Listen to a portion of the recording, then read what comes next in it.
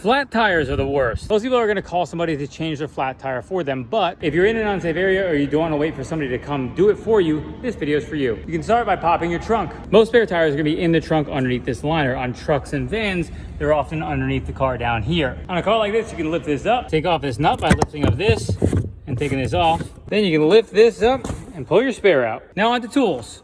We loosen this here, pull that up just like that. We have our jack, our wrench, our jack handle, and the lug nut cap puller. We can start by pulling off the lug nuts.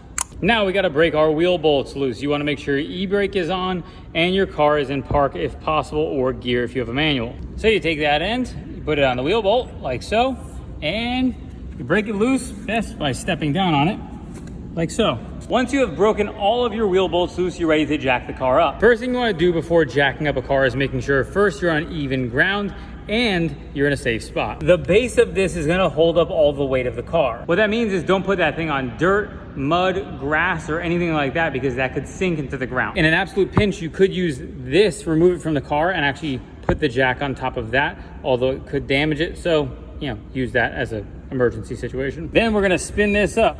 We're gonna start by doing it just like so. To identify the proper jack points, you're gonna be looking for some sort of mark like this one or that one. And what that signifies is the proper jack point on the pinch weld here. So you can look here, that's a pinch weld.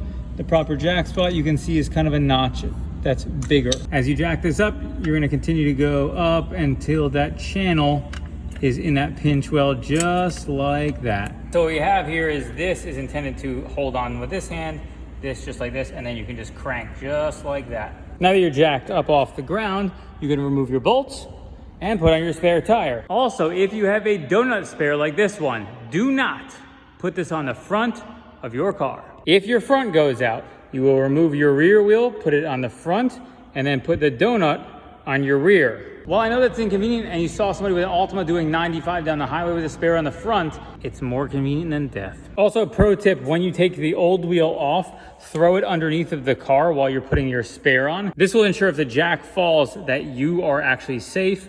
Never lay under your car with one of these jacks.